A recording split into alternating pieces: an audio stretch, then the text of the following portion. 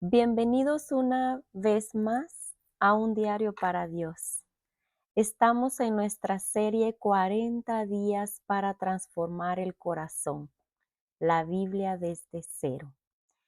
En el episodio anterior descubrimos que la Biblia no cayó del cielo, ya encuadernada, sino que Dios fue guiando a su pueblo para reconocer los libros inspirados por el Espíritu Santo. Pero hoy surge una pregunta muy importante. ¿Quién decidió cuáles evangelios pertenecen a la Biblia y qué pasó con los otros evangelios que algunas personas mencionan como el de Tomás o el de Judas? Además, conoceremos algo fascinante. La Biblia fue escrita por alrededor de 40 autores diferentes durante más de 1500 años y aún así cuenta una historia, una sola historia, la historia del amor de Dios por la humanidad. Comencemos. En el nombre del Padre, del Hijo, del Espíritu Santo. Amén. Ven Espíritu Santo, abre mi mente para comprender tu palabra, abre mi corazón para recibirla, que no escuche solamente con mis oídos, sino con todo mi ser. Haz que esta palabra transforme mi vida y la de otros. Amén. En nombre del Padre, del Hijo, del Espíritu Santo. Amén. Muchas gracias por hoy estar aquí en un diario para Dios.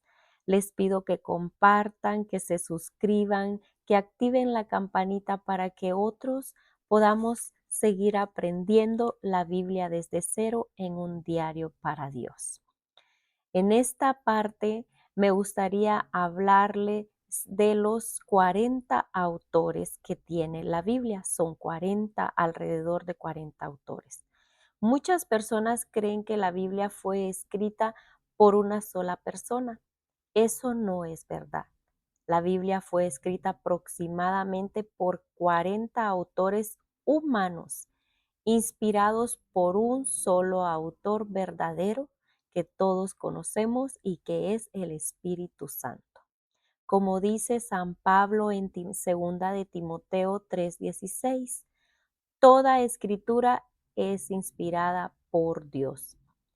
Entre esos autores encontramos personas muy diferentes: Moisés, David, Salomón, Isaías, Jeremías, Ezequiel, Daniel, Esdras, Mateo, Marcos, Lucas, Juan, Pedro, Pablo, Santiago, Judas y muchos más.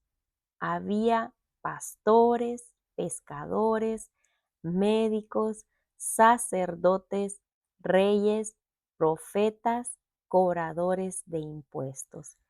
Si se pueden dar cuenta, todos distintos, vivieron en épocas diferentes, hablaron idiomas diferentes: hebreo, arameo, griego. Sin embargo, todos anuncian al mismo Dios. Eso solamente puede explicarse porque Dios fue guiando toda la historia. Y todos esos autores los podemos conocer en ese libro, en ese diario que tienes ahí en tu casa. Despólvala, límpiala, ábrela, sacúdela, bésala, ámala, porque aquí encontrarás muchas respuestas a lo que tu diario vivir está pasando. Si tienes problemas familiares, si tienes problemas financieros, aquí en este episodio, en este capítulo de Un Diario para Dios, te diré cuál libro puedes leer. Imaginen esto: si hoy reuniéramos a 40 personas de distintos países para escribir un libro durante 1500 años, probablemente terminarían contradiciéndose. Pero la Biblia mantiene una unidad impresionante. Desde Génesis hasta Apocalipsis habla del mismo plan de salvación. Eso es uno de los signos más grandes de la inspiración divina. ¿Y quién decidió qué libros entraban en la Biblia? Aquí viene la respuesta muy importante. La Iglesia Católica no inventó la Biblia. Lo que hizo fue reconocer cuáles libros ya habían sido inspirados por Dios. Fue un proceso de discernimiento, solos no pudieron hacerlo. Tuvo que haberlos dirigido el Espíritu Santo. Jesús nunca dejó una lista escrita de los libros del Nuevo Testamento. Los primeros cristianos tenían muchas cartas y muchos escritos circulando. Algunos eran auténticos, otros no. Por eso la iglesia tuvo que discernir.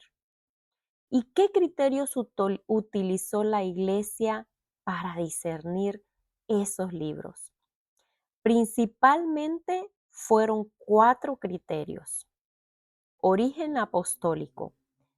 Para entender esto del origen apostólico, vamos a hablar de una forma más clara.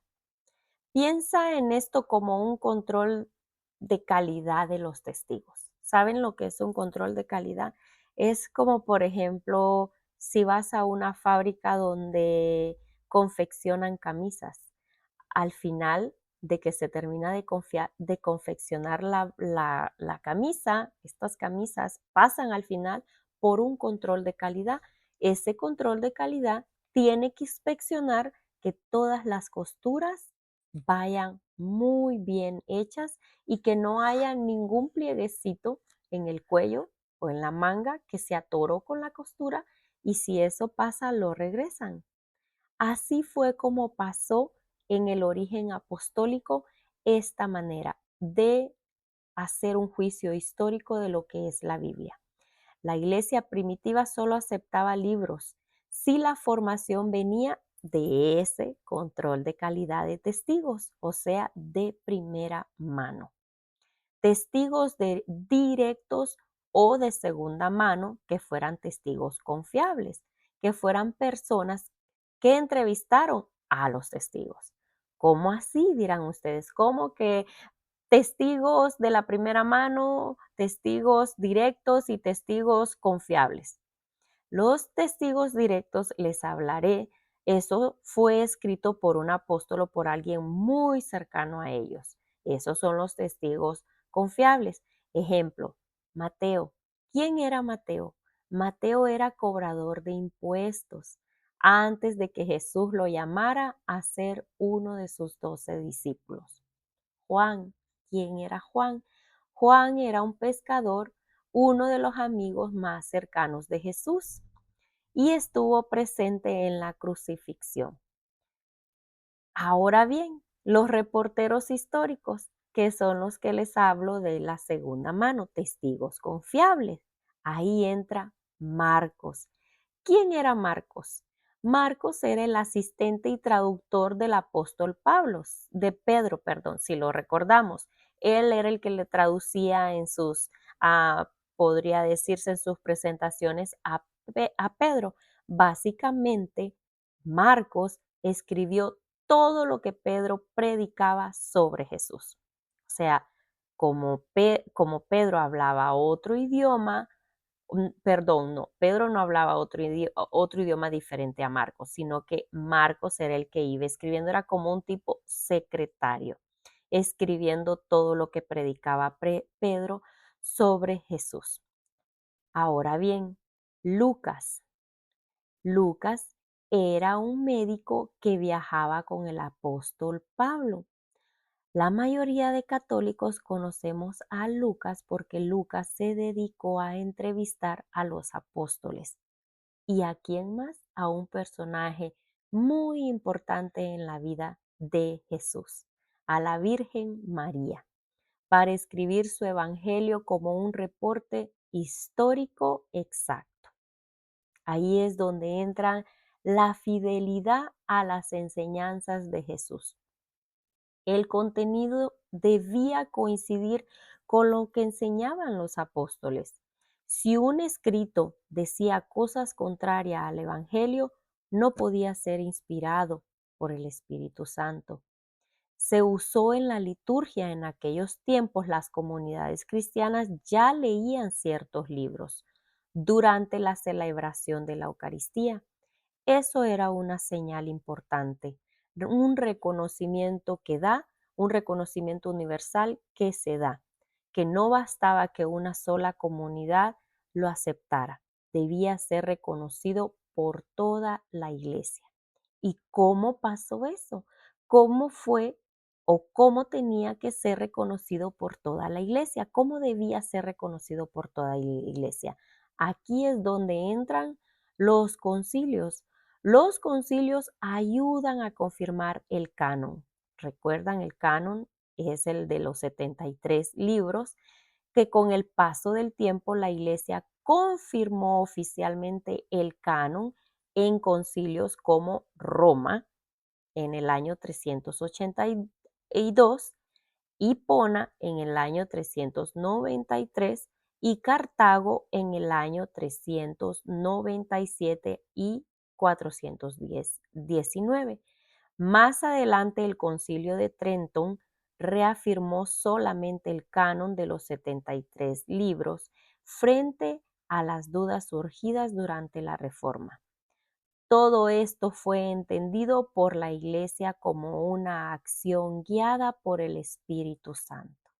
Ahora bien, para darles un poquito de aclaración, porque algunos católicos o algunas personas pensamos de que a los concilios como Roma, Hipona y Cartago vienen por los nombres de los obispos, y no, esos son en los lugares donde se dio cada concilio, en el lugar de la ciudad o en el lugar del país donde se dio cada concilio. Ahora bien, ¿por qué quedaron fuera algunos evangelios? Aquí aparece otra pregunta muy frecuente que nos hacemos todos. ¿Y el evangelio de Tomás? ¿Dónde quedó? ¿Y el de Judas? ¿Y el de María Magdalena? La respuesta es sencilla. Muchos de estos escritos aparecieron mucho después de los apóstoles. Algunos fueron escritos por los siglos II y III. Es decir, cuando muchos apóstoles ya habían muerto, fue que aparecieron estos evangelios, o puede se llamar escritos también, ¿verdad? Porque dicen, ¿por qué quedaron afuera algunos evangelios? Eso significa que probablemente estos podían haber entrado donde están ahora enumerados el evangelio de Marcos, Mateo, Juan y Lucas. Y la respuesta pues fue porque muchos aparecieron ya cuando los apóstoles habían fallecido. Eso significa, si recordamos en la primera parte, eso significa de que no había quien constatara de que eso era así. Además, contenían ideas que no coincidían con las enseñanzas recibidas de Cristo. Muchos pertenecían al gnosticismo, una corriente que afirmaba que la salvación llegaba por un conocimiento secreto reservado para unos pocos, algo muy distinto al evangelio anunciado para todos, porque el evangelio anunciado para todos exactamente era para eso, no era para unos pocos, sino era para todos nosotros, para toda la Iglesia Católica universal. Por eso la Iglesia no los reconoció como inspirados. No fueron rechazados por esconder secretos, no, nada que ver. Fueron descartados porque no cumplían los criterios del canon y no transmitían fielmente la fe apostólica. Ahora bien, ¿cómo podemos aplicar todo esto en nuestra vida espiritual? Hoy podemos confiar en que la Biblia que tenemos en nuestra mano no es fruto del azar, es el resultado de trabajo de siglos de oración, de discernimiento y fidelidad de la Iglesia bajo la guía del Espíritu Santo. Cuando abrimos la Biblia, no solo leemos las palabras antiguas, escuchamos la voz de Dios que sigue hablando a su pueblo. Para finalizar, hoy aprendimos tres grandes verdades. La Biblia fue escrita por aproximadamente 40 autores humanos, pero todos tienen un solo autor divino, que es Dios. La Iglesia no inventó la Biblia, reconoció los libros inspirados mediante un proceso de discernimiento guiado por el Espíritu Santo. Los evangelios y escritos que quedaron fuera del canon no fueron excluidos por ocultar verdades, sino porque no cumplían los criterios de autenticidad apostólica y fidelidad de la fe. La próxima vez que nos veamos responderemos otra pregunta muy importante. Los espero en nuestro próximo episodio. No se lo pierdan en Un Diario para Dios. Sigamos escribiendo cada página, cada día una página para mostrársela al Señor a sus pies. Y les decía en el primer capítulo, en la primera parte, les recomiendo que lean Sabiduría y Eclesiástico de Cirácides. Esa les dará muchas respuestas a esas familias que están atravesando problemas financieros o problemas familiares.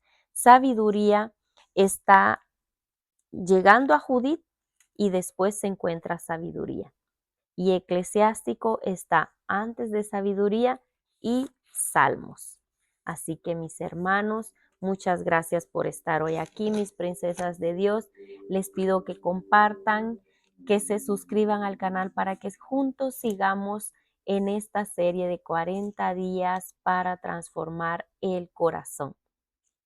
La Biblia desde cero. Adiós. Me pasé un poquito más, pero no importa. La información es muy importante y la formación también. Dios me los bendiga. Nos vemos mañana en Un Diario para Dios.